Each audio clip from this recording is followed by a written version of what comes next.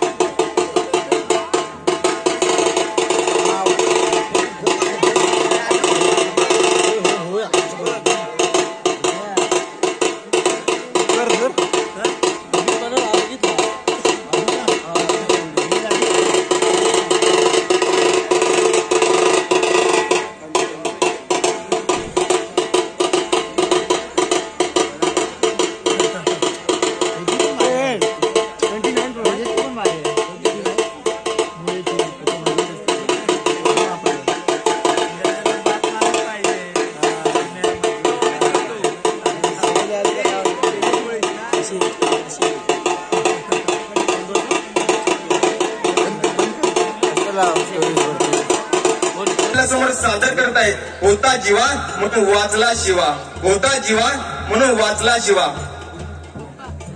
अफजल खानाच्या भेटीसाठी महाराज निघाले, चालता चालताच थांबले. महाराजांनी जीवाला विचारलं, जीवा कात्री आहे का रे? आता जीवाला काही कळना. अफजल खानाच्या भेटीला निघालोय, तलवार तर घेतली असेलच की, कात्री कशाला? महाराजांनी परत विचारलं, जीवा कात्री आहे का? आता जीवा नादिक समाजाचा म्हटला, जी आहे की काढ काढ, आमची दाढी बारीक कर, आमची दाढी बारीक कर, इतकी बारीक कर की भेटीच्या वेळी अफजल खानाने जर हातात धरायची म्हटली तर त्याच्या हातात आली नाही पाहिजे. नियोजनानुसार जातानाच प्रत्येकाला कामगिरी दिली. महाराजांनी जीवाला सांगितलं, जीवा तू आमच्या बरोबर आज शामिलेत यायचं, पण तू खानाकडे बघायचं नाही, तू माझ्याकडे बघायचं नाही, तू कृष्णाजीकडे बघायचं नाही. आमचं काय चाललंय तुला देणं घेणं नाही, तू फक्त आणि फक्त सय्यद बंदा बघायचा बस. संभाजी कावजीला सांगितलं, तू आमच्या बरोबर खाली यायचं, पण तू आज शामिन्यात यायचं नाही, तू शामिन्याच्या बाहेर.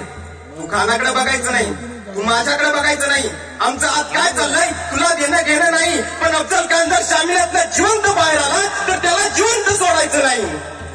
ही जबाबदारी तुझी, प्रत्येकाला जबाबदारी दिली. आणि महाराज गडावरून उतरले. 12:30 वाजता निघालेले राजे खानाच्या छावणी बाहेर बरोबर 2 वाजता पोहोचले.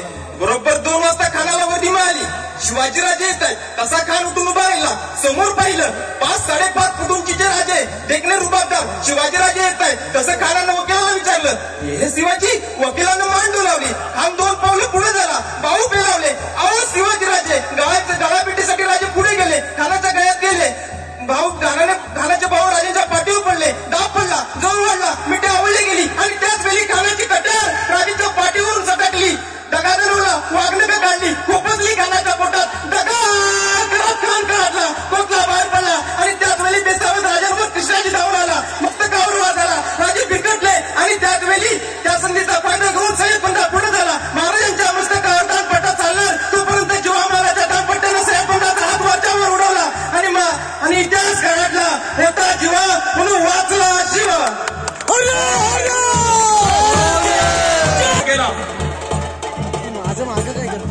होता जीवा, जीवा म्हणजे जीवा महाल. या संघाचे अनेक वैशिष्ट्य आहेत.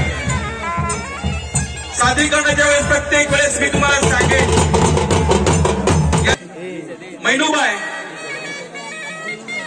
8 महिने दुबईत असतो आणि 4 महिने कोकणात असतो, फक्त आणि फक्त कोकणवासियांची संस्कृती जपण्यासाठी. हा मैनूबाई, याच्या सनईतून अनेक सूर आपल्याला ऐकायला मिळणार आहेत, ते सुद्धा स्पष्ट. अशी सनई हे या संघाचं वैशिष्ट्य. मगाशी ज्याचा ताशा कडक लागला, हे या संघाचं दुसरं वैशिष्ट्य काय आहे. श्री वाघजाई देवी पालखी नृत्य तनाळी, तालुका चिपळूण, जिल्हा रत्नागिरी.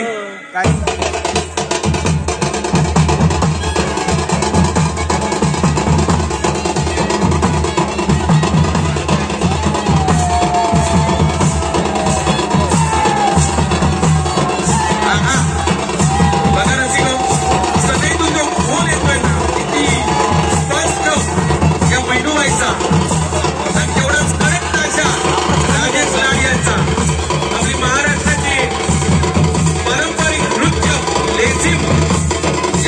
रेझिम घेऊन या ठिकाणी वेगळा प्रवेश या ठिकाणी या स्पर्धेमध्ये केलेला आहे.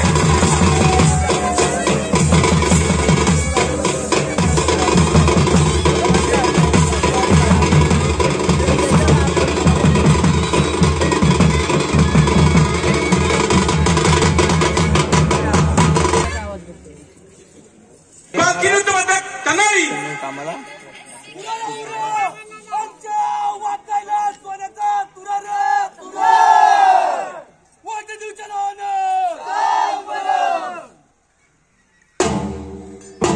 अथर्व जाधव आणि संकेत नळवणकर जबरदस्त कसलेले कलाकार आशा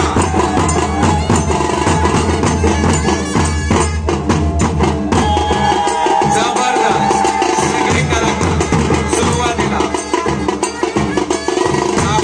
प्रत्येक संघाचं आपल्या ग्रामदेवतेचं वाद्य वेगळं असतं.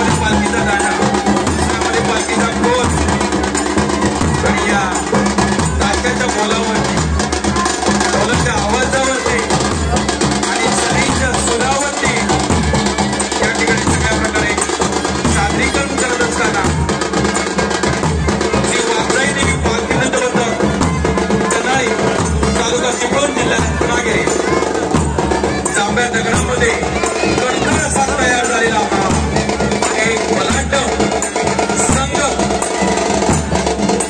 या रत्नागिरी जिल्ह्यातला नावारूपास झालेला तालबद्ध आणि शिस्तबद्धाचा संघ. या संघाचा ताशा मास्टर राजेश लाड संपूर्ण संघावरती आपलं वर्चस्व ठेवताना, वेळेचं भान ठेवताना आणि वेगवेगळ्या चाली ताशाचा आवाज आणि ढोलाचा आवाज मारताना पुन्हा एकदा वेगवान ढोल. दोन कलाकार दोन्ही बाजूला. यानंतर श्री सिद्धेश्वर पालखीचं मदत दिवे त्यांनी तयार आहे. बरोबर, छान सुंदर असं ढोल वादन, सनई वादन सुद्धा. दोन्ही बाजूला ही या संघाचं गुणवैशिष्ट्य आहे. आणि डबल एक लावून या ठिकाणी सादरीकरण केलं जातं. आपण जो ढोलाचा ठोका म्हणतो तो नक्कीच एक छान अशा पद्धतीनं